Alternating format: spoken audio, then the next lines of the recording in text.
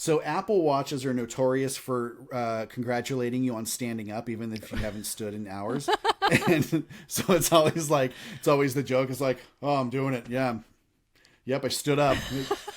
Been on the couch for 4 hours, but thank you for noticing that I moved. Real passive aggressive to be like, congratulations, you stood up, and you're like, no, I didn't. Yeah. Oh, it's maybe like, that's I know. it.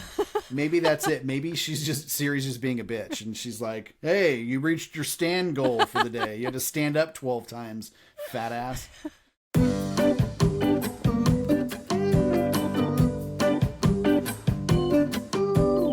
Hey guys, welcome to Wisecracking Blonde. I'm your host, Christina, and joining us today, I'm very excited, professional-ish, that sounds right, VO artist and also podcaster Sean MacReady is joining us today. I always get the Mac and the Mick confused. Is it Mac? It's Mac, right? No, you said it perfectly. Yeah, okay. MacReady. Yeah, MacReady. Okay. Yeah. Perfect. Do people call you the wrong version? Always. Yeah. Yes. So MacReady. It's funny because I grew up saying MacReady, and then in an effort to piss off my dad, I started saying MacReady. There's this weird split in the middle of the family, and so I started saying MacReady. But I've gotten, MacReady, and then the worst one I think I've gotten was MacReady. And I'm like, well, that's kind of where I was going to go. MacReady, not yeah. So, yeah. I used to work at a bank branch, and so you'd have to pick up and like, thank you for calling whatever bank. This is whoever. How can I help you? Right. And 9 times out of 10, people would be like, "Oh, thanks, Virginia," and then apparently they heard Christina as Virginia, and I'm like, I'm just going for it because if I get a bad review or somebody wants to complain, I'm like, oh, it was Virginia. Yeah, Virginia sucks. She's horrible at customer service. Yeah, fuck Virginia. Yeah. So you also do a podcast, the Magic on Mainstreet Podcast, which is all about Disney, which I'm super excited about. I'm such a Disney lover that I sort of build my life around it. So when everything closed, I didn't know what to do with myself anymore. Join the club. I mean, we were so lost. We're like, our entire social lives is Disneyland. Mm-hmm. So now what do we do? And not to be a bummer, but it was tough. Like it was an emotional time because it was like, that's our bar, like that's the Cheers where everybody knows your name. Yep. Like that's our bar. So it was really weird. It was very strange. I've literally gone every year around Christmas time because my birthday's in December. And so I've like weaseled it in. And so there was this weird sense of loss that I had when I couldn't go around my birthday. And I had to sort of cope with that as an adult. Like, yo, bitch, this is Disneyland. Right. You're in your 30s. It'll be okay. But I still was like, man, I miss it. Like I miss the sensation and the nostalgia and the like happiness that comes along with it. So yeah, for you guys who I'm sure go much more regularly, it was probably a tough time. Well, yeah. And then try to build a podcast around something that's closed. I thought that too. I was like, oh. Yeah, that was a bummer of all bummers. Yeah. Well, I feel like you guys did a good job of talking about other things as long as you could. Yeah. And then... We ended up taking a break though, because it was like, the other day I said it this way. It was like reading a eulogy for your best friend every week. It was just like the worst fucking time. It's like, well, they're still closed. No sign of hope. Yeah. So tune in next week. Yep. Make sure you subscribe to our Patreon, Keep our hopes and dreams alive. Yeah. Right. Exactly. Exactly. Jeez. Yeah. Well, so what's the cool news now that they're back? Anything different? And I see this Marvel Land and I'm like, so we're going next week. So we're going for the opening weekend and I'm really excited to see what they've done. I've seen some sneak peeks and I've got some friends that are cast members who have told us a little bit about it, but I always tell them to avoid spoilers because I want to experience it the first time on my own. But yeah, there's a lot to look forward to, a lot of really cool merchandise and interactive toys and stuff for I say kids, but I know I'm going to get them all. For kids. Uh-huh. Yeah, for kids. But they've got a really cool new attraction, which is Spider-Man themed. And so I'm really stoked for that. It sounds like the mechanics of it it's kind of a game like Toy Story Midway Mania. Oh, okay. Or Buzz Lightyear's Astro Blasters. Yeah. So it's kind of a game, but you use your hands to shoot webs. From what I hear, I haven't seen anything yet. So that's the rumor. I'm really excited to see it. Yeah, that Toy Story game is one of my favorites. I far prefer California Adventures to Disneyland just for all of the cool stuff they have. Like, I like Disneyland for the consistency, but I feel like California Adventures has much more engaging stuff that you can do. Yeah. But I've never left a ride with like an aching body part before. And you're like, bah, bah, bah, bah, bah. Yeah, and I've got this weird like I go with the two fingers on the ball and I flick it like that, and I end up with like the sore shoulder afterwards, and it's the most ridiculous thing. I feel like I was holding one of those like grip strength things the whole time. I'm like, but I got the beaver, so it was okay. Right, I got the beaver award, so you know what more could you ask for? That's what she said. Yeah, I feel like that's the highest. That's the highest I've ever gotten is the beaver. I don't even know that it goes higher than that. I'm sure it does. You know, I should know this, and I don't. I don't know what the levels are. I know there's a cat, which is pretty high, because I've gotten a pretty high score. So I don't know. I'm going to have to look now. I always like to ride with my son, who's 9, so I know I'm going to win. It'll be like best in car, and I'm like, haha, sucker. Well, that's the thing about it. Like, you want to be best in car. You want to have your number up on the screen there. So yeah, you do whatever it takes. Yeah. I take all the toddlers with me. Take the small kids. Hell yeah. Yes. Fuck yes. Newborn baby. I'm like, you gonna borrow your baby? Right. Just sit her down here. It's fine. She doesn't need to move. She doesn't even need to pull it. It's okay. Yeah. You know, ironically, speaking of our topic today, the Star Tours at Disneyland is the only ride that's ever made me sick. To where I physically had to be like, I got to get off. Please let me off. Oh, wow. Yeah. That whole like, I know there's a word for it where you like sit still and the screen moves, or the screen moves and you sit still. Yeah. I get vertigo like an 80-year-old man. Like, I don't know what it is, but I'm instantly like, woo. Oh, that's brutal. Yeah. That's gotta suck. I mean, there's nothing worse than like hanging out with Chewbacca and C-3PO and then having to throw up. Yeah. Or waiting in line for an hour and a half. Or waiting in line. Yeah. And then seriously. being like, I can't do this. Yeah. My son can sit in the back seat of the car. Because my husband drives an SUV. He can sit in the very, very back, reading a book or watching his phone. Isn't phased at all. And I can be in the front seat and somebody will say, look at this, and I'll turn around and then be wrecked for the next 45 minutes. Like, that's miserable. Yeah, it's really intense. And I feel like it's getting worse with age, which is super fun benefit. Oh, no. Also, yeah, I heard a rumor that you have a Stormtrooper outfit. Yeah, those are like functioning costume, movie quality helmets. It's crazy. I tell people about it and I feel like a lunatic when I say it, but so I have movie quality Stormtrooper armor that I actually wear, and I wear it to just for fun. Like I just envisioned you walking around your house. Yeah, I just I hang out in it. It's really comfortable. No, it's actually the most uncomfortable thing. Yeah. But so we started. We had gone to Star Wars Celebration, which is this big annual convention. It's when you think of like stereotypical nerd conventions, like that's what this is. It's all Star Wars. But there's some really cool benefits where they'll announce like new movies or new things that are coming out. So they build up a lot of excitement around like the universe or the galaxy, the whole Star Wars universe. Yeah. And so we had gone one year and we had met some people that had costumed. They were in full on, movie quality armor. And I'm like, that's crazy. That looks really awesome. And this guy was like, well, this company is doing a special just for Celebration. And it was like $350 for a full set. Oh. You have to build it yourself. And that's kind of that was part of the allure for me, is like, I get to do something with my hands. And then at the end I get this Stormtrooper costume. Don't know what I'm going to do with it. But I'll have it. Did it have like a little IKEA label at the bottom? Yeah, everything was in Swedish or whatever language it is. Yeah. It's crazy because there's this huge community which I had no idea about until I had gone there. It's called the 501st Legion, and it's the world's like premier Star Wars costuming club. So when you see things like in big parades, like the Hollywood Christmas Parade, or like even The Mandalorian, the new show on Disney Plus, when you see large amounts of stormtroopers, it's typically people from this costuming club. Oh. And so I'd found out about it there, and I was like, well, this is pretty insane. Like, I would love to know more. Talked to a couple people, bada bing, bada boom. I'm on the website buying armor. It took like a year for us to get it because it was like such a big hit there because they sold it for so cheap. I mean, people were spending thousands of dollars on these costumes, and they had it there for like $350. And I was like, okay, cool, I'll bite.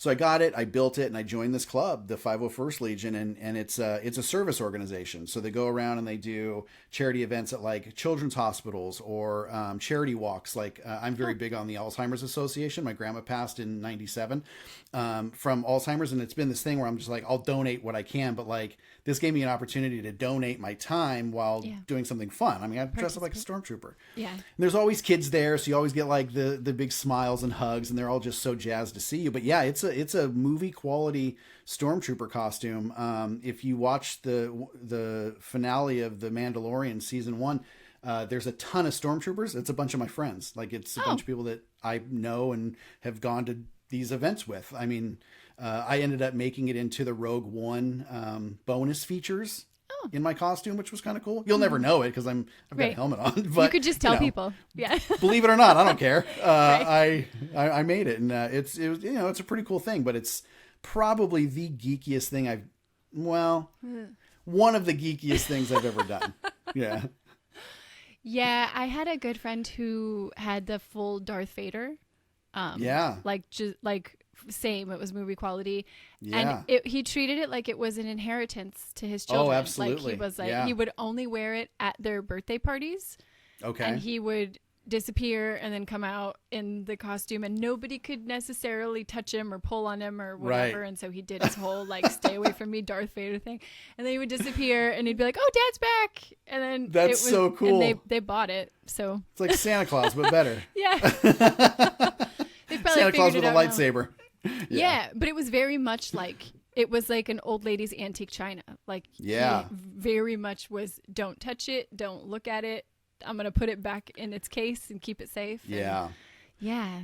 I get that. Like, the guy behind me, the little Mandalorian helmet back there. I mean, it's a full replica prop. I mean, you could walk onto the set with that helmet and be canon. Mm-hmm. It doesn't mean anything to anybody but me, but I protect that thing with my life because it's just like, I would hate for the paint to get dented or something like that. The Stormtrooper, on the other hand, I knew that I wanted to be a sand trooper ultimately. And so I just started chucking it every time I used it. So it had scuffs and dents and all kinds of crap in it. So when I decided I was ready to be a sand trooper, all I had to do was throw a little bit of paint on it, and it was all in good shape. Saying this shit out loud is the funniest thing. I know, and it's funny because I don't know your references, so I'm like, I'm just gonna take your word. You're for like, it. Sand trooper, So think of that guy, the white guy, but with dirt on him. That's a sand trooper. Perfect. Yeah. It's the toddler version of the outfit. Like this one's nice and clean. Yes, he can't color within the lines. He doesn't hit his mouth when he eats. Yeah, he's a mess. Eats crayons and all that good stuff. Yes, he was the kid that smelled like pizza in the back that ate paste. Yeah. Perfect. So if you haven't guessed, we are going to be talking about Star Wars fun facts. Yes, Star Wars. We got there eventually. It just takes us a minute. Yeah, absolutely. So I have done some research. I will tell you that 100% of these things I did not know. And now I feel so overqualified that I go around and tell everybody all my useless facts all the time because I feel really smart. I love it. Yeah. I don't know if you've ever watched Married with Children, but Married with Children and The Simpsons when I was growing up were like the thing that you watched all the time. Yeah. So I can regularly quote them in any sort of situation. And so I'm consistently going back to when Kelly was studying, I think for the SATs or for some sort of test, and she was just, it was a game show. I think she was going to be on a game show. She was memorizing a bunch of information, and then basic stuff left her brain because it was so full of new stuff. Yeah. So she knew all these new things, and then the doorbell would ring and she'd be like, "What's that?" And that's how I feel. Anytime now I take on new information, I'm like, well, something's got to go. I just won't know what it is until I'm trying to recall it. And then I'll be like, gosh, I know I knew this. Yeah. Yeah. I feel like I wish there was an inventory to remember, to know what I lost. To know what got dumped. Yeah, it's going to be something important, like my kid's social security number or something. And your PIN number. You're that asshole in line that can't like get the PIN number right. Can you just I swear it's not declining. I swear I can't remember my PIN. That happened to me yesterday or the day before. We had finally left our house after fucking year of not going anywhere. And so we did a bunch of errands, and eventually my card got declined because my bank was like, yo, somebody stole your stuff. And And I swiped it at Starbucks for $8 and walked away thinking it was good because at Starbucks they don't ever give you a receipt. And I felt my phone buzz, and it was from my bank. It was a decline notice for my transaction. So I went back as like, I promise I have money. Like they're gonna be like, just take the Starbucks, it's fine. like no. That Kevin Hart thing. Oh, I got to check into the savings. I got to make a transfer. Yeah, that's like this. That's the story everybody gives. Yeah. No. Yeah, I use a different card just to be safe. I swear. Yeah. And it's always that typical like, oh no, there's definitely money in there, and you look around, make sure everybody hears you say it. Run it again. Mm-hmm. Yeah, try one more time. And it's never got to be you. I had just spent $300 at Target. That went through just fine. $8 at Starbucks. It was like, boop, declined. And I'm like, oh, I look like such a broke ass right now. What a nightmare. Good God. It all worked out. She believed me in the end. She didn't throw a coffee in your face. No. So, in order to get us started, do you want to read our first fun fact for today? I would be honored. Okay. So, this is fun fact number 1. In the original script, R2-D2 actually spoke English. Mm-hmm. So, okay, do you know who R2-D2 is? Yes, I do. He's the little, actually, he's over my shoulder. Beep boop guy? That guy. Yeah. Yeah. So, he speaks in beeps and boops, and if you pay close enough attention, you can kind of understand what he's saying. And most of the time, he's talking shit to C3PO. Like, that's mostly what he does. Okay. So... I can totally see. So there were things like why you were created is beyond my logic systems. Something he would say to C3PO, and which makes sense for his character because he's kind of a little shit. But it's almost better to leave it to the imagination because you can hear C3PO kind of scolding him, and then he'll be like, pretty much like, "Fuck off!" Like, right. you don't talk to me about this. Yeah. That guy's my master. You're nothing. So yeah, it makes sense why they would change it because I think it's better to leave it to imagination, right? Yeah, well, I think a lot of what I was reading was George Lucas or the original scriptwriters or all that had ideas, and then it got pushed to be more of a kids movie, and they were like, oh well, we got to tone down all of these things because I can imagine him being like a gruff dude with a fucking New Jersey accent, like yeah coming at him. Hey, does not compute my ass. Fuck you. Exactly. Yeah. Exactly. Would have changed the whole dynamic of everything. Yeah. Maybe then I would have watched.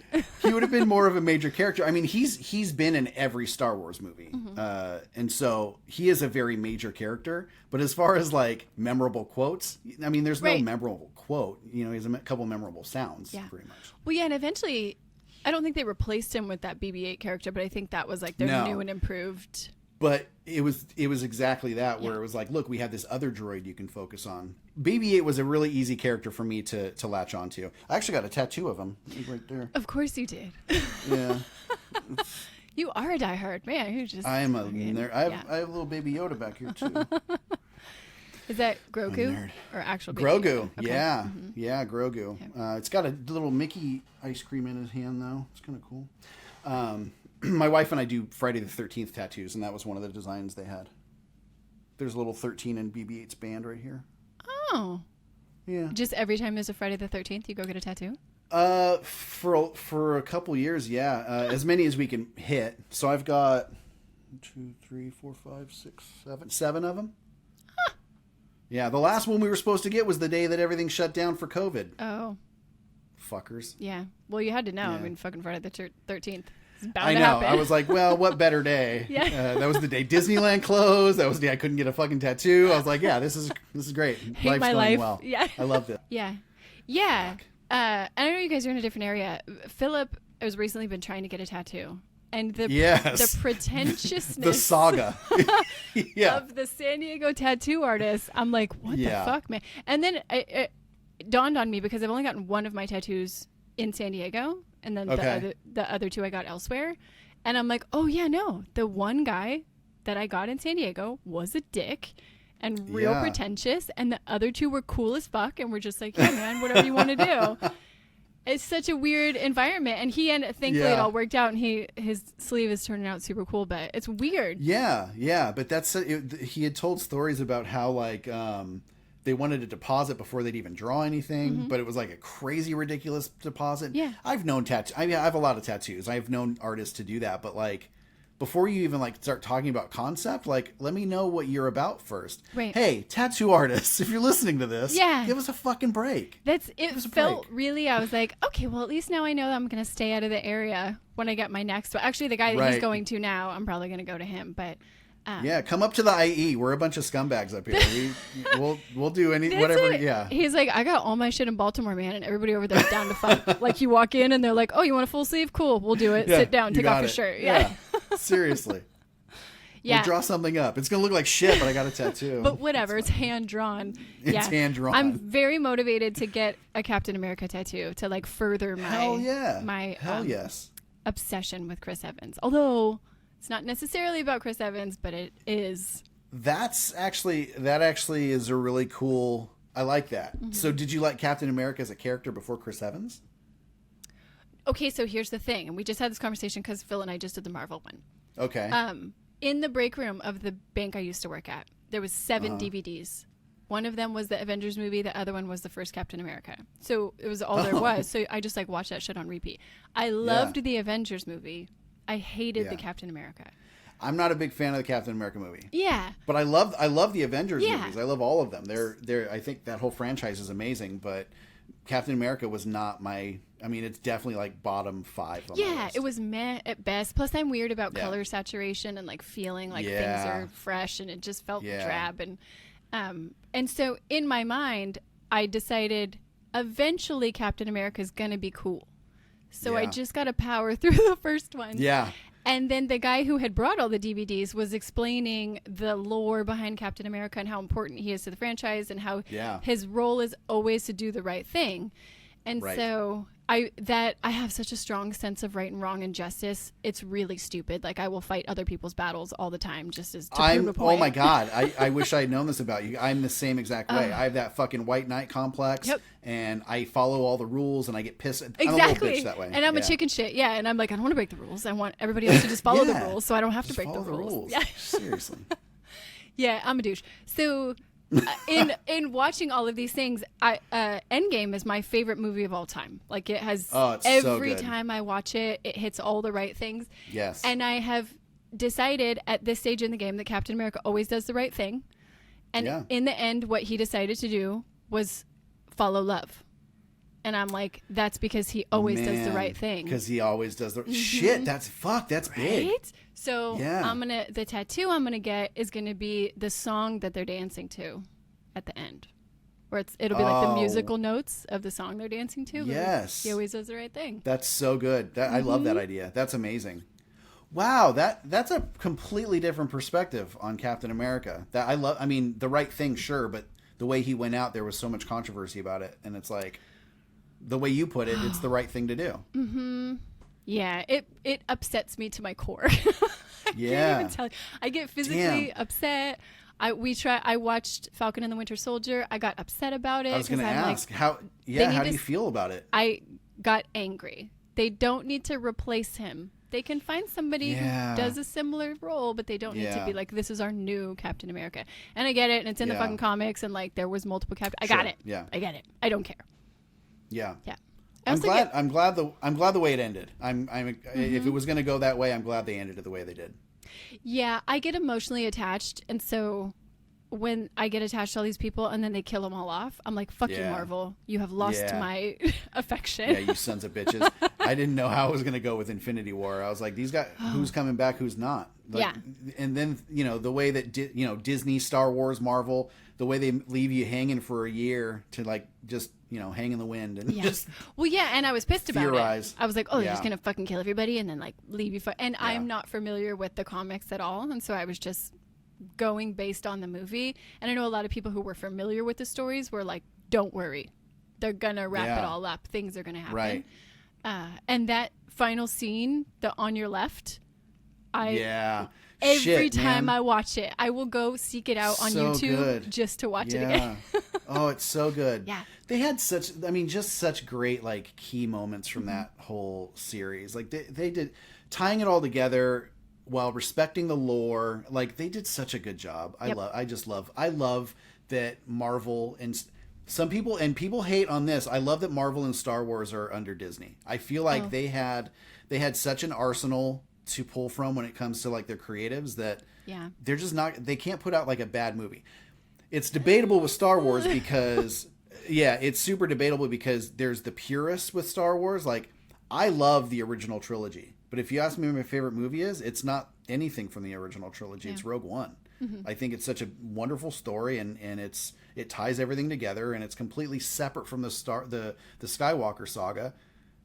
Would I die for the original trilogy? Fuck yeah, I would. I love those movies. They're amazing to me. I mean, they're the foundation of my like cinematic love in life. You know, like I love them. Yeah.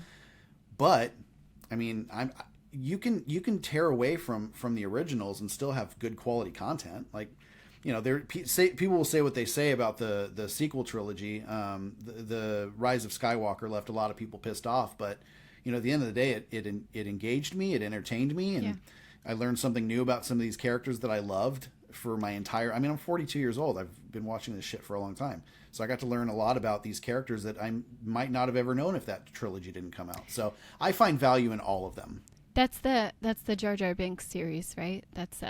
No, that's the prequel trilogy. Oh, so okay. the sequel trilogy is the ones that just came out. The ones that have come out over the past, 6 years. Those were the ones that were tolerable. The ones that I have actually seen. Okay. I think when I was growing up, it was the prequel, the Jar Jar Binks bullshit. And it was so bad. Like, I watched it out of, this is the cool thing to watch. Right. And then my sensible person was astounded that this movie had been made. It's crazy because, you know, they had so much better technology at their disposal, and all they did was, you know, I think they wasted it with all the CGI. You know, if they had stuck with their roots and done some practical effects, they would have had a better thing going for them. But everything was a computer animated creature. Yeah. You know, even down to, you know, I think what makes the original trilogy so like entertaining for a lot of people is like the campiness. Like you get these like guys in plastic suits running around, right? Then you look at the prequel trilogy, which is like what you're talking about with Jar Jar Binks. And their troopers were a little bit different. They were clone troopers. They weren't bad guys. Right. They were supposed to be fighting for the good side, right? Yeah. Well, there was no character to them because there wasn't a single real live clone trooper. They were all CGI'd in. Yeah. And so, like, I don't know. I feel like it took away a lot. But that being said, like, I don't really like the prequel trilogy very much. Like, I think it's necessary to tell a story. But the one great thing that came out of that was the animated series, The Clone Wars. They brought in these really heavy hitters when it came to like animation, and Dave Filoni was the heartbeat behind the Clone Wars animated series. They ended up doing 7 full seasons. They just spun off the Bad Batch, which is a section of the clone troopers, or a segment of them. But Dave Filoni is now the executive creative director, I think. Like, he's like huge in the world of Star Wars, and it's because he cared about what George Lucas said. And even though George Lucas fucked up the prequels, like, it still gave a really good foundation for the rest of the story. So I think one of the best things that ever come out of Star Wars is the Clone Wars animated series. It's people will fight me on it, but I don't care. It's fucking amazing. I would argue the same thing about DC, that their animated content is always good. Oh, and it's their top notch. Movies could not be be which is a word I just made up, and I'm going to make it into a shirt. It's garbage. It's so bad. Be garbagier. They're so bad. I can't even. Yeah. They're so bad. I know as soon as it comes out, I'm not even going to bother. Like, I'm not even going to bother. I don't know how Zack Snyder keeps getting work. I don't know why they throw their entire budget towards CGI. That's unnecessary if you tell a good story. Like, the whole thing, I'm like, but then my stepson got me into the cartoons when he was 3 or 4, and now as soon as they come on, I'm mesmerized by them. All of the, like, the Joker and the Batman and Superman series, all of that stuff I find really interesting. And then I have to watch a fucking movie with Ben Affleck, and I'm like, I can't do it. Yeah, they didn't do a great job. There's actually some really cool Star Wars crossover with the Batman animated series. Mark Hamill plays the Joker. Oh, interesting. In some of them. He has an amazing Joker voice. Mark Hamill, you know, Luke Skywalker, like, and he's also like one of the greatest villains ever. So yeah, it's a pretty cool crossover.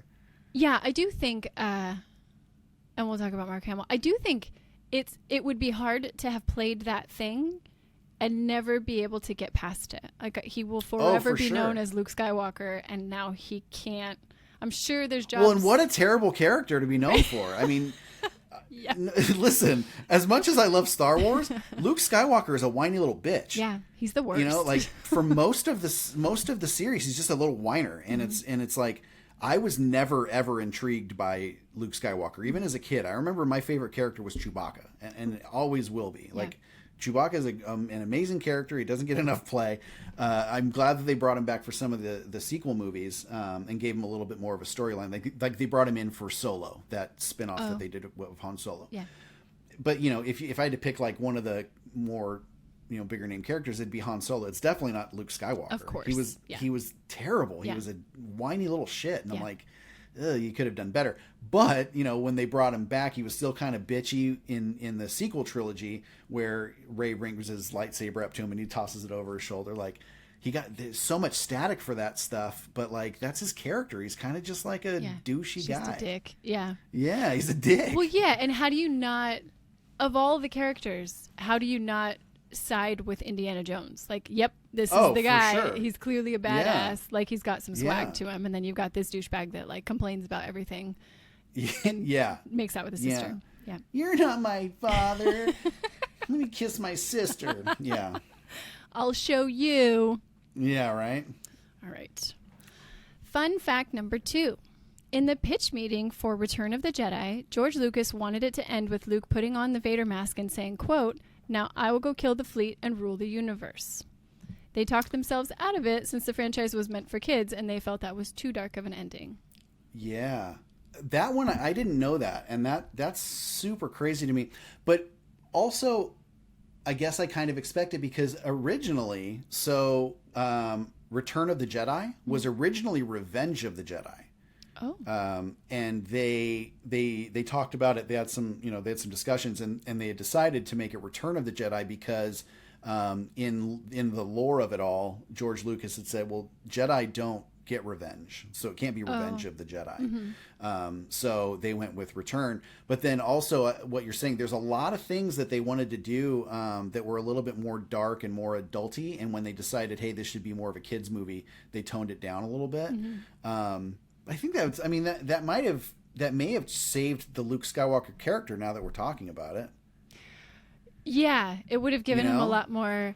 I see this, and I think this kind of movie would be made now, where they'd be like, fuck it all. It's more important to tell a cool story than to make it about the kids. And it's smart of them, because from a franchise perspective, the merch alone, I'm sure, fucking pays the bills in that place. Oh, yes. Yeah. So marketing it to kids. And that's the truth. Yeah. Yeah. Marketing it to kids was genius of them, because had they taken it a different direction, it's not going to be as impactful.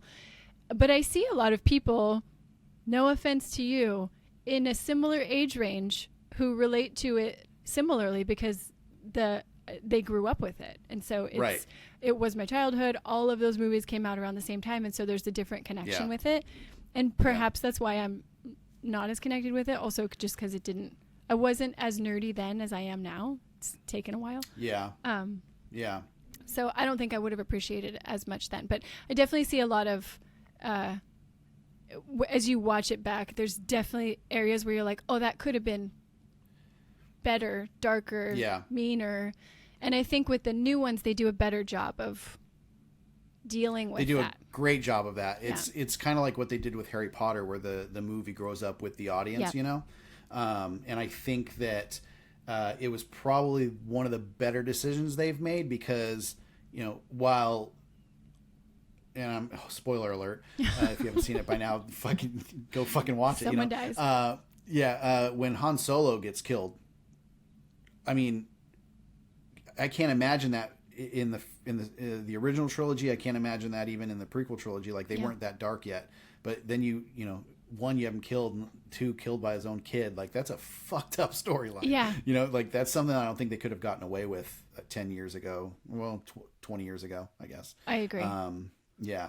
I'm glad that they kind of grew up with the audience, because I feel like the darkness was a little bit necessary, because you have this story, which is ultimately the dark versus the light, right? Mm-hmm.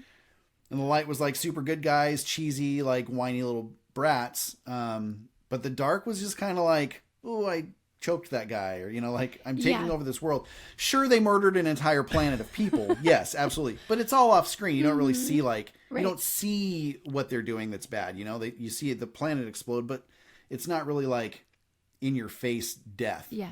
But then you look at even just like the first scene of Force Awakens, when Kylo Ren orders to have that whole fucking village killed. And it's like, oh shit, like, Star Wars is dirty now. Like, we're not fucking around. It was pretty wild. I'm a huge fan of The Mandalorian. I think they did such a great job with the show. It has its flaws, just like anything is going to. Yeah. And like any Star Wars anything, it's going to have its flaws. There's some timeline issues, a little bit of continuity issues. But at the end of the day, like, it was a good show. It was just, it was so out of the norm, because people call Star Wars a space Western, and I never really saw it. Oh. But Mandalorian, that is a space Western. It's about a cowboy and a little kid. Like, that's really what it's about. And so I really appreciated it for not only the effects, which they filmed it in this really cool digital studio where they have actual screens instead of green screen. Mm-hmm. Like, from that to, going back to practical effects. Again, they brought in a bunch of people to be stormtroopers, like, on a very small set. They went back to kind of their roots with it, and it's very campy. And that's probably the biggest thing the thing that I love the most about the show. Yeah, I think that's why I don't enjoy. Sure. And that makes sense. Yeah. And when people say they don't, I always assume it's something like that. Yeah. There's times when I can tolerate that, like the Napoleon Dynamite sort of thing. Yeah. And then there's I think my degree is in English with an emphasis in sci-fi was like the majority of the classes that I took. And I did not know that, and that's amazing. Yeah. So I have this, I keep like pushing sci-fi books onto Phil, like, oh, you should read this, you should read that. And he's always like, oh, the movie's better. But I have this affinity for things to look the way that they do in my head, or for them to feel a little bit more realistic. And so when they err on the side of cheesy, if it's not what I'm expecting, it just rubs me the wrong way. Yeah. So fact number 3. Originally, Yoda was going to be played by a monkey in a costume. They switched to an animatronic version when the crew, who had worked on a previous film using apes, pointed out how difficult they are to work with. And in the early scripts, Yoda was called Buffy, and then it became Minch Yoda, and then shortened to Yoda. Yeah. I had no idea. I had no idea that this was a thing. That was a lot to take. Well, yes, and what I read, the other movie was 2001: A Space Odyssey. I have not seen that one either, but apparently it has to do with monkeys, and so one of the crew was like, I wouldn't do it. And it sounds miserable. I mean, I don't know why they'd even think that. It sounds terrible. We were just watching the Friends reunion. Okay. And David Schwimmer was they had asked, is there anything you didn't like about the show? And he said, yeah, the monkey. Like, oh yeah, nobody liked the monkey. Stupid ass monkey. Yeah. And it's like, why would anybody assume at any point in time that it'd be a good idea to put a pretty major character in a movie that's a monkey? Like, it sounds like a nightmare. Well, yeah, and in everything that I've read, to bring an animal on set, you have to have multiples of that animal, because they have to be able to be like swapped out, and when they get fussy or edgy or whatever you'd call an animal. Yeah. And so it's one thing if you can create a relationship, like if it's like a service dog or whatever, you can create a relationship and you're like, oh, now we get along. But if it's like swap out a new monkey every 12 minutes, that monkey's like, what the fuck's going on? And they've got such big personalities. Any species I've ever seen, they're little humans. They're basically toddlers. That's how I see monkeys. Mm-hmm. I can't imagine that. And especially in the role of Yoda, because I mean, think about what his role is. He's this great Jedi master. You don't know it in the original, like you don't know how deep that goes, but how do you continue that story with this monkey flinging shit at people? It doesn't sound right. So they eventually switched it over to Jim Henson's world and made it a puppet, and became kind of a Muppet, basically. Frank Oz voiced him, which I wonder if that would have been a different voice or if that was the plan all along. Man, now I need to know. Yeah, this brought up a bunch of questions because I'm curious where the word Yoda came from. Maybe it was one of those things where he like threw something on the floor and whatever noise it made, he was like, all right, that's the name. Yeah. Or he hit his dog. He was like an avid dog beater and whatever. Threw his cat down the stairs and was like, Yoda. Oh, Yoda. Yeah. Yeah. That's it. That's it. That's what it is. That's the one. He had a bad habit of kicking his brother in the nuts, and anytime he would squeal, that was the name that he came up with. Yeah. Yoda, Yaddle, and Grogu. Those are the three that we know about, and those are the worst names ever. Yeah. Yeah. Or there was just like a dartboard with the alphabet listed, and they were like, let's just see what sticks. Oh, maybe that was it.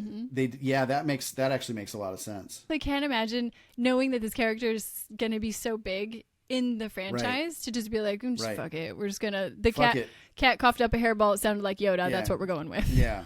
Yeah. Fun fact number 4. This one says, after playing Mace Windu in Star Wars prequels, Samuel L. Jackson kept the purple lightsaber and got it engraved to say, bad motherfucker.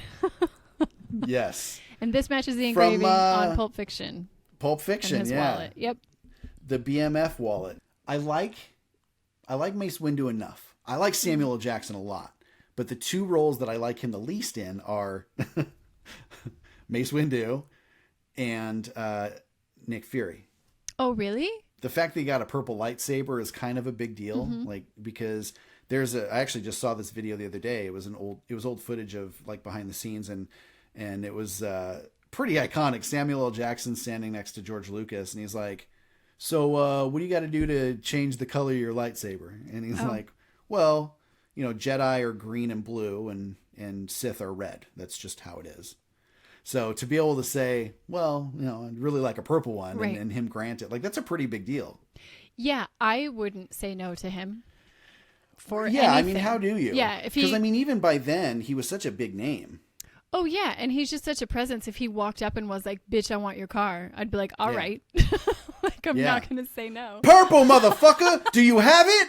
Like, I feel like that's how the conversation actually went. Yeah, I sweat because I'm fat, and I'm sweating from making hand gestures. Oh, yeah. It's a big workout to do this thing. Yeah, it's really hard to, hard to keep up. This is hard. Yeah. So many calories. Yeah. My Weight Watchers app is so happy right now. You got to put your Fitbit like on whatever arm is moving. Yeah, exactly. To the other one. Yeah. This is my gesture hand. Yeah, I love this watch. Philip got this for me for my birthday, and it congratulates me on the most minor. It'll be like, congratulations on your workout because I got up to get cheese.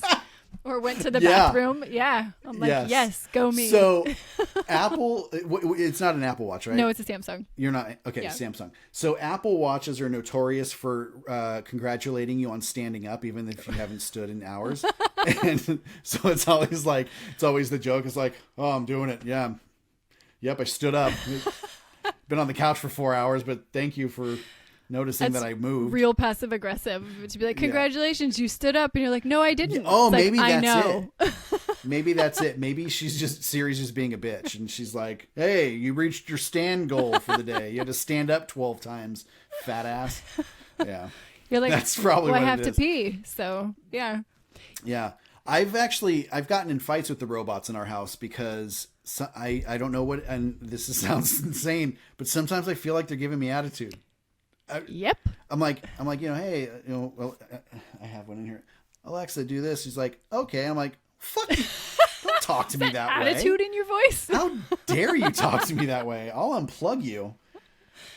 And it doesn't matter. Alexa's like, we're still listening. Yeah, I still hear you. I hear everything you said. Mm-hmm. Also, the FBI is on. I'm in the walls. Yeah, we bought a robot vacuum out of sheer laziness. It is the dumbest contraption. And at first, I felt a sense of endearment toward it as it would come by. It was almost like having a dog. Like, you'd be like, hey, buddy. It would, whatever. Now it's more like having a toddler because you'll be sitting at your desk and we just kind of let it ride. And it will come and like smash into you repeatedly because it's not one of those that has a sensor to not bump into things. Its sensor is to bump and then move. So it'll smash your leg and then just keep smashing 1 inch at a time until it turns around. My sister got one, and this is the reason I never thought to get one. My sister got one, and she was so jazzed about it, and I was like, okay, well, good for you. I don't care to have one. Mm-hmm. And then I started thinking, oh, maybe it'd be nice to have it running around. This was the single moment that made me realize I will never own one. We were sitting at dinner, and it literally came out of its little docking station, and she, without a second of hesitation, was like, "Go back home, fuck!" I was like, are you like legitimately like scolding your robot that's trying to clean your floors? Like, yep. I will never own this thing because if I have that level of hate for a robot that's cleaning my floors, I don't need that in my life. That's me. 1,000%. That's me. I'm like, I fucking hate this thing. This is fun fact number 5. Adam Driver's final lines for The Rise of Skywalker were recorded in his closet at home. I'm trying to think what the last lines were. But there were some last minute script changes. Yeah, I don't know that it was necessarily the last lines as much as it was just the last lines they had to record. The ones he delivered. Yeah. Right. Okay. And I think the Adam Driver thing also goes back to, I don't think they would have gotten Adam Driver if the movies had not gotten more mature. He's not really that sort of actor that's just going to pop on to any old kid's movie. I think Adam Driver is a brilliant actor. Mm-hmm. I love him. This is why I fucking love movie magic, is because you see this guy and you're like, oh, I totally buy him as a villain or whatever. And then he's at his house pushing suits out of a closet so he can stick his head in and do the VO. Like, that's crazy to me. Yeah. And good for him, because like when I read that, I was like, I can't think of a time where because like, I wouldn't say I'm like the biggest VO professional, but I can tell when something's been done. Yeah. Like I know when it's happening. You can hear it. I can't think of a time where it sounded off. Like everything sounded like the same emotion. Like I would really like to know what these lines are, because I mean, it was pretty seamless in the movie. Yeah. There was no tone change, no emotion change that I ever heard. And I mean, yeah, I respect that guy a lot. Yeah. I think he's a great actor. And then on top of it, like, he went back to play, Kylo Ren as Matt the radar technician on Saturday Night Live. Oh. And it was like one of the funniest things ever. Like, he played such like a straight-faced psychopath in a pretty comic setting, I mean, it was a very hilarious skit. I don't know if you saw it, but like he was like, "Oh yeah, no, I'm Matt, the radar technician," when he was very obviously Kylo Ren. And he's like, there was even a cut scene to one of his coworkers. It was like, "Yeah, I knew he was Kylo Ren when blah blah blah." He's like, "Yeah, I knew he was Kylo Ren when he said my name is Matt, the radar technician," or something like that. I was like, we're gonna get into fun fact number 6. This one says, there was talk to have Darth Vader played originally by Laurence Olivier, but George Lucas didn't want the character to not be taken seriously. What I found really interesting, apparently the guy who did play Darth Vader and George Lucas had a really tumultuous relationship. Oh, yeah. There's a whole documentary about it. Really? I found it super interesting, because I'm like, what a weirdly dependent relationship they had with each other. Yeah. Although he was in a mask the whole time, so they could have been like, find somebody with a similar weight and build and get this guy the fuck out of here. Yeah. No, they could have. They absolutely could have. But instead, they left him there to do it, and then he was talking shit to everybody. Yeah, I found that really interesting that eventually he got uninvited to all of the events because George Lucas just couldn't stand him. It's really, yeah. I mean, it's such a weird story, but I think the documentary is called "I Am Your Father." I'm pretty sure that's what it is. But it tells the story of David Prowse, who was the body of Darth Vader. He wasn't told up front that he wouldn't be the voice. And so he was going through all of this work to learn the lines and deliver them, seamlessly with his acting. Mm-hmm. And then at the end of the day, they said, well, now they'll voice it with this guy, which was, James Earl Jones, who, I mean, let's be honest, they made the right decision by having him as the voice, the most iconic voice in the history of cinema, I think. Mm-hmm. So you look at that and how much that influenced the rest of like the series. Mm-hmm. But like, this guy was really, really devastated by the fact that they would cast a voice actor when he had put so much work into this character. But when you hear him, and you can hear it in the documentary, it's like, now you and I can rule the universe as father and son. It's like, or you and I can rule the universe. It's like, Yeah, obviously you didn't get that, but but also, there's the part that you had said about him kind of being uninvited. He was basically blacklisted from the whole universe of Star Wars. Yeah. So like he wasn't allowed to do any like signings at cons or anything like that. Like he wasn't able to say like, "Hey, I was Darth Vader." So it really, George Lucas really stole the limelight from him, and good reason or bad reason, I don't know, but he stole that guy's fame. He took everything that he could have had away from him, right, because they didn't get along. And then but then it's so funny because when you talk about Star Wars with anybody, most of the time they're going to be like, well, they'll say it wrong. They'll say, "Luke, I am your father." It's one of the most iconic things about the whole trilogy, yeah, the whole universe of movies, is Darth Vader's voice. And so like they made the right choice. So it's hard to say like, oh, they fucked them over, but they did it. They really did. David Prowse got the short end of the stick on that one. Well, yeah, and I heard he was also pissed because they didn't use his face either for the mask reveal. Right, like right. they were just like, "You're a body." Yeah, exactly. And that was like the ultimate like salt in the wound. It's like, okay, you're going to be Darth Vader. You're not going to be his voice. Oh, and we're also going to cast somebody else to be his face. Yeah. So you get to walk around in a plastic suit and you're Darth Vader, kind of, like. See, and I'm such a lazy ass. I'd have been like, cool. I don't have to do any work. I'm collecting the same fucking paycheck. Yeah. Yeah. I don't have to socialize. Right. And that's the thing about it. Like if they had if they had a better relationship, he could have had the life that everybody else had. Mm-hmm. He could have made money. He could have been, an icon at all these conventions and these events that are Star Wars themed. He could have gotten, some sort of endorsements, or he could have had a better life if he had just kind of bit the bullet and said, yeah, you're the guy, you made this movie, you tell me what to do and I'll do it. Yeah. But instead he got hurt by it, and he made a stink about it. And then he was the enemy, mortal enemy of George Lucas. Yeah. It's so funny to think that like the biggest villain in, almost the history of movies is also the villain in George Lucas's story. Well, in real life. And what a guy to piss off. Like of all the people to just like fucking keep your mouth shut and like, oh, it's fine, I'm going to go home and bitch to my wife. Instead, he's like, I'm just going to bitch straight to the guy who controls everything. Yep. Yeah. It's a very interesting story, and it's really sad what happened to him, but it's part of the story. Yeah. It's part of the thing that makes Darth Vader so, alluring. Yeah. He was played by 3 guys. To make one body. Yeah. To make one body. Yeah. I also read, and I'm sure this is common knowledge, but that the older gentleman who played Obi-Wan, also hated everything about being in the movie and badmouthed it and was too good for it. And I'm like, man, how do these people keep getting work? Like, I don't get it. Yeah, it's pretty crazy because it's kind of weird because this movie wasn't supposed to make it anywhere.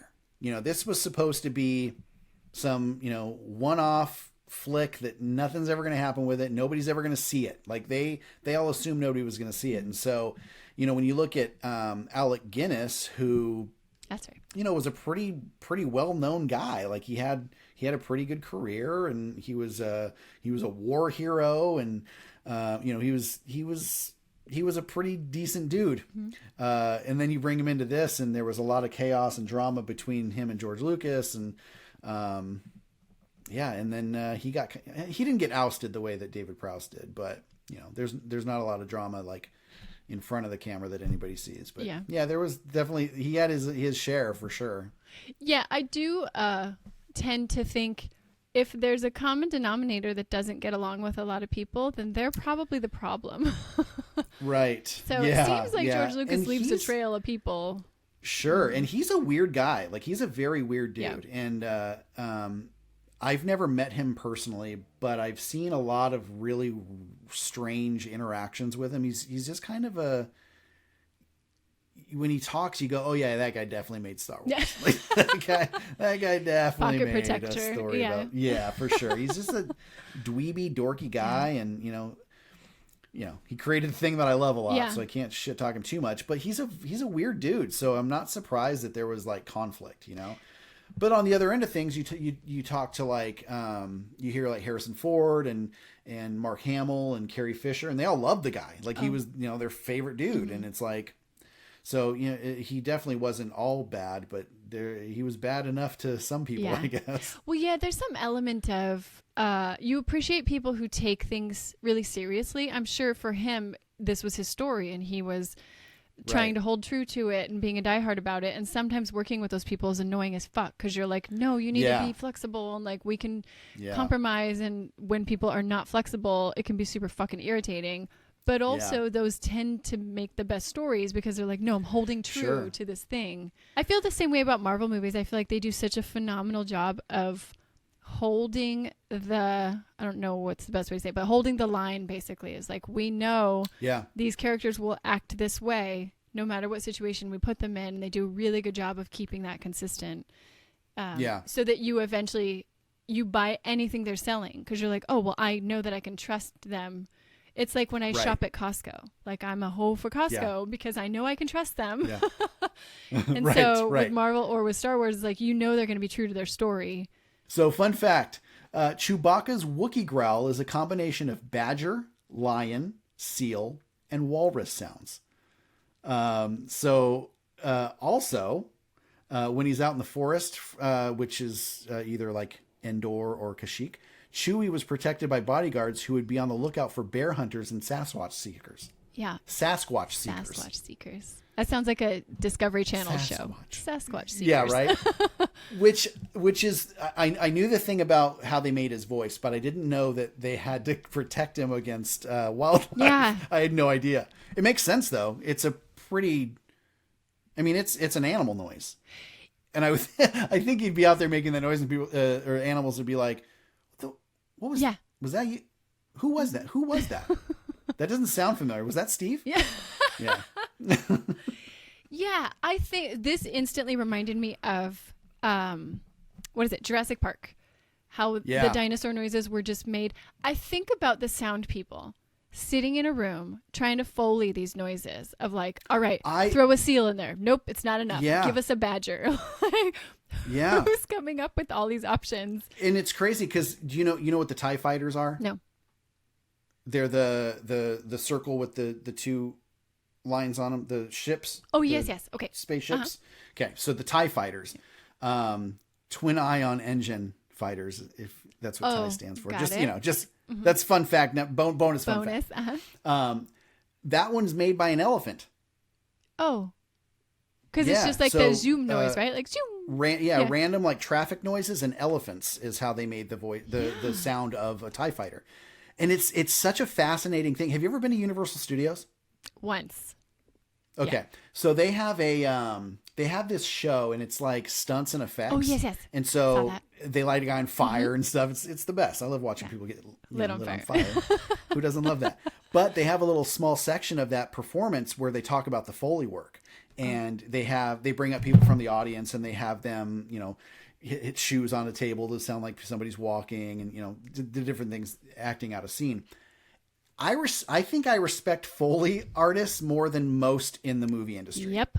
Because how do you sit around and find out that celery is the best tool to sound like a broken bone? Right. Like I keep hitting my cup. I'm sorry. Speaking of Foley, that's a judge's gavel. Add a little in there. But it's crazy to me that they have found these techniques, and it's like what you're saying. Like, how do you go from, one, you see this character and he's this big, 8 foot tall, 7 foot tall, hairy thing, looks kind of like a bear or a gorilla, whatever. What's this thing sound like? Badger? Right. You're going to start with badger or seal. Yeah. I mean, I would think like straight up bear and lion, right. Like put those two together. I thought the same thing. But you look at the end product, and can you imagine Chewbacca sounding any different than that?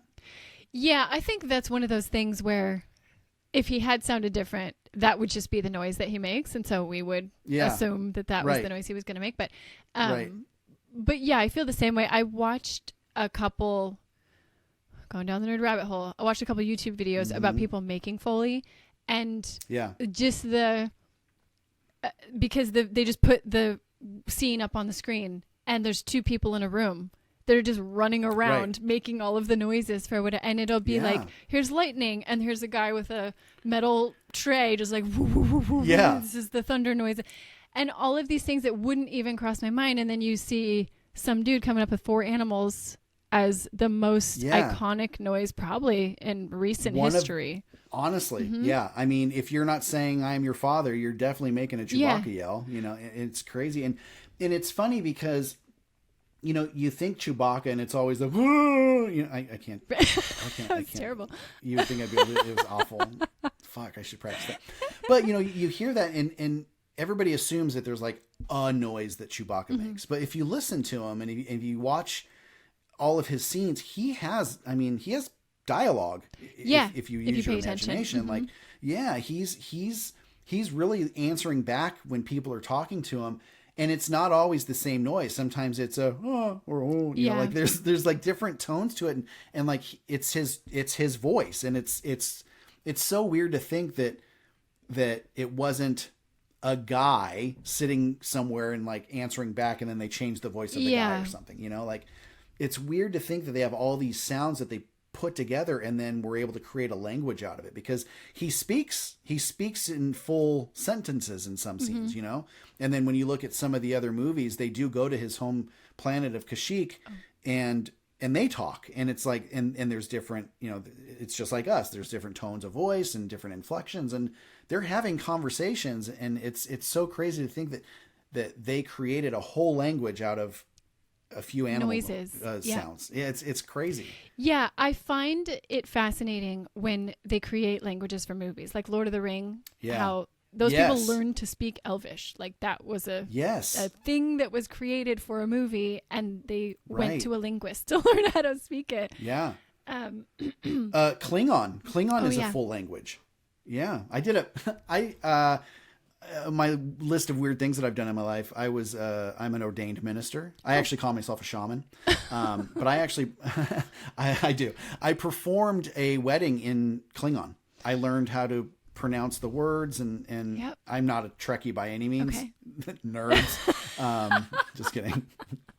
But I learned how to use that language, and I did almost an entire wedding ceremony in Klingon. It's crazy to think that somebody created an entire language in just a matter of, you know, a couple of years, maybe. Yeah, for a show. I don't know. Yeah.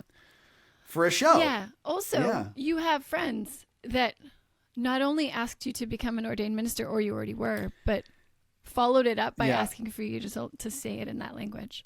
That's cool. Yeah, and that was another milestone. It was the first ceremony I ever did on an iPad, because iPads were brand new at the time. Mm-hmm. And so this guy was like, "You can use my iPad, but please don't drop it, because it's $7,000 and made of glass." Yeah, exactly. Yeah. Yeah. I had to sell my soul and my firstborn for this thing. Yeah,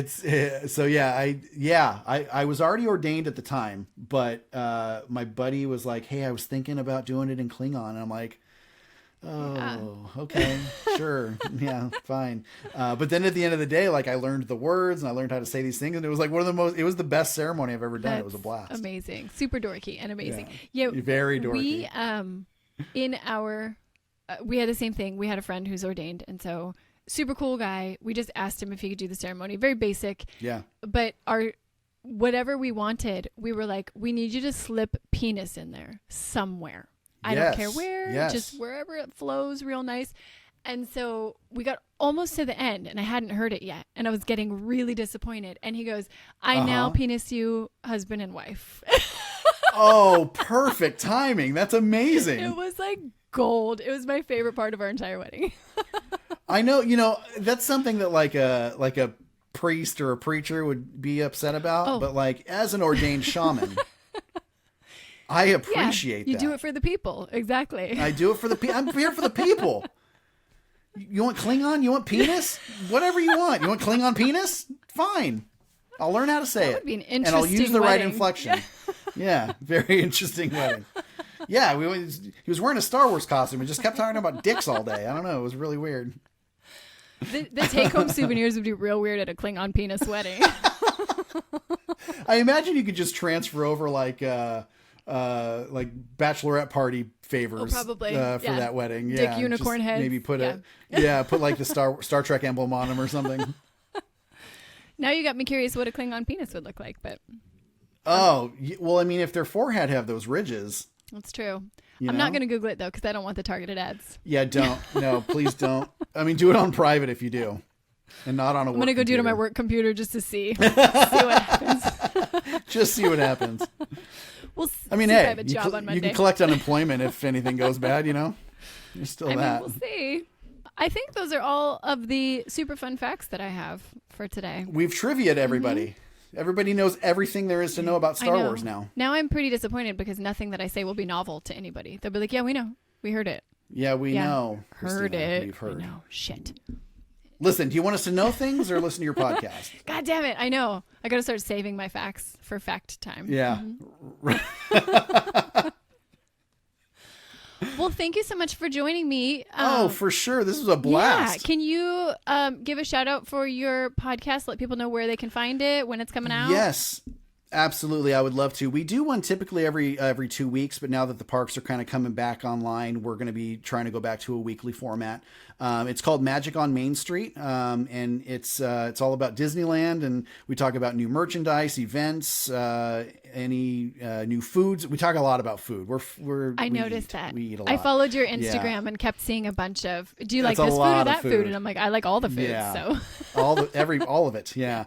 So the podcast is basically my wife Tabitha and myself. My daughter, she's 12 right now. She actually has her own segment called Hidden Mickeys with the Kid. But yeah, it's all about Disneyland and Walt Disney World. We're big Disneyland junkies, and you can find us at magiconmainstreet.com or on Instagram at magiconmainpod. Perfect. So give Sean and Tabitha a follow, Magic on Main Pod. Thank you so much for listening. I'm finally going to start doing an outro where I'm telling people to subscribe to the show. So if you haven't yet, subscribe to the show. We are available on YouTube and all major podcast platforms. Took a hot minute for it to get to the podcast platform, so there was a little bit of inconsistency there, but we're finally good to go. And if you wouldn't mind, I would love if you could throw a review after you've listened to or watched a show. It's super helpful. It helps get the word out for everybody. And if you enjoy the show, I would love for more people to enjoy the show too. So thank you so much for listening. I hope you laughed a lot and learned a little bit, and we will see you next time.